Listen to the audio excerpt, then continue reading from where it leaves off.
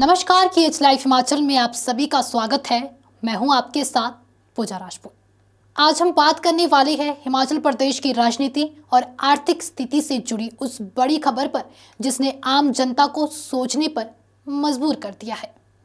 हिमाचल प्रदेश की सरकार एक तरफ कह रही है कि आर्थिक स्थिति बेहद खराब है, खजाना खाली है, कर्ज पर कर्ज लिया जा रहा है, विभागों को पैसों की कमी है, पेंशन तक अटक रही है।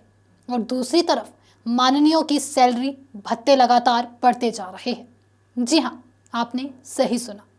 जहां आम कर्मचारी डीए के इंतजार में, पेंशनर पेंशन न मिलने से परेशान और विभाग फंड की कमी से जूझ रहे हैं, वहीं मंत्री विधायक लगातार भत्तों में बढ़ोतरी का लाभ उठा रहे हैं।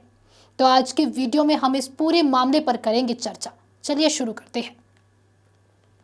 हिमाचल प्रदेश अभी आर्थिक संकट के सबसे कठिन दौर से गुजर रहा है। सरकार खुद विधानसभा में कह चुकी है कि राज्य पर भारी कर्ज है, राजस्व कम है और खर्च बढ़ा हुआ है। कुछ ही दिन पहले सरकार ने 300 करोड़ रुपए का नया कर्ज लेने का फैसला भी किया था। सोमवार यानी 19 नवंबर को सरकार के खाते में जल्द रकम भी आ जाएगी और कई कार्य कर्ज के सहारे ही चल रहे हैं। इसी बीच सरकार ने मंत्रियों के भत्तों और सैलरी में बड़ी बढ़ोतरी की अधिसूचना जारी कर दी। सबसे पहली बात करते हैं दैनिक भत्ते की। मंत्रियों का दैनिक भत्ता 1800 रुपये से बढ़ाकर 2500 रुपये कर दिया गया है। ये तभी मिलेगा जब मंत्री शिमला से बाहर दौरे पर हो। इसके बाद यात्रा भत्ता भी बढ़ा दिया गया है।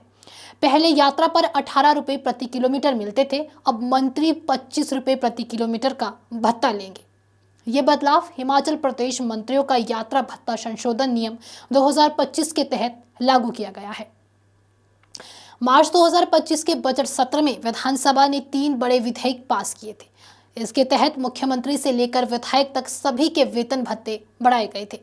अब नए वेतन इस प्रकार है। मुख्यमंत्री का वेतन 2,65,000 से बढ़कर 3,50,000 रुपये, विधानसभा अध्यक्ष का वेतन 3,45,000 रुपये, उपाध्यक्ष का 3,40,000 रुपये, कैबिनेट मंत्रियों का 3,10,000 रुपये, विधायकों का मासिक वेतन 2,10,000 से बढ़कर 2,80,000 कर दिया गया है। इसके अलावा मंत्रियों को हर महीने 1.5 लाख रुपए प्रतिनिधिक व्यय भी मिलेगा। सरकार ने पूर्व विधायकों की पेंशन में भी 24% की बढ़ोतरी की है।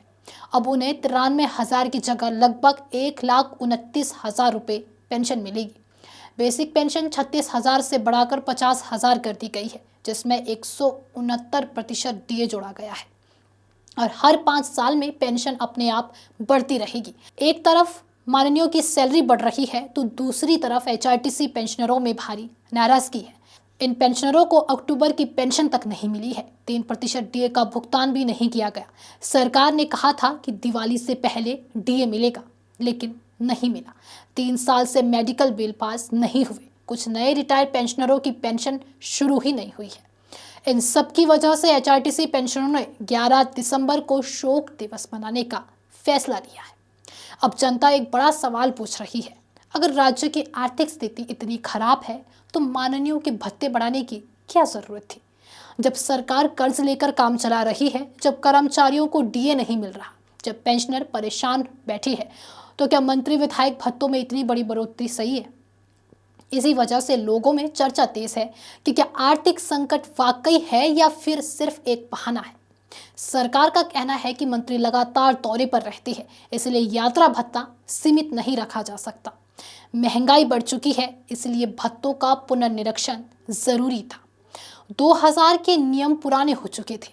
सरकार ये भी कहती है कि अगर मंत्री शिमला में है तो उन्हें दैनिक भत्ता नहीं मिलता, क्योंकि राजधानी में सारी सुविधाएं पहले से उपलब्ध है। राजनीतिक रूप से देखें तो ये फैसला जोखिम भरा भी हो सकता है, क्योंकि जनता पहले ही महंगाई, बिजली, पानी, पेंशन और डीए को लेकर परेशान है। ऐसे समय में माननीयों के भत्ते बढ़ने से सरकार की छवि पर असर पड़ सकता है। विपक्ष इसे बड़ा मुद्दा बनाने में लगा है और सबसे बड़ा सवाल जनता के मन में यही है कि क्या सरकार दो पैमाने पर फैसले ले रही है? तो सवाल वही खड़ा है, क्या हिमाचल में आर्थिक संकट है या फिर सिर्फ एक कथा है जिसके बीच माननीयों के वेतन भत्ते लगातार बढ़ रहे हैं? आप इस पर क्या सोचते हैं? हमें कमेंट कर अपनी राय जरूर लिखें। अगर आपको वीडियो पसंद आई हो तो वीडियो को शेयर करें, लाइक करें और हमारे Facebook page KH life Himachal को फॉलो अवश्य करें। साथ ही अगर आप हमारे इस वीडियो को यूट्यूब चैनल के माध्यम से देख रहे हैं तो हमारे यूट्यूब चैनल को भी सब्सक्राइब ज़रूर करें। धन्यवाद।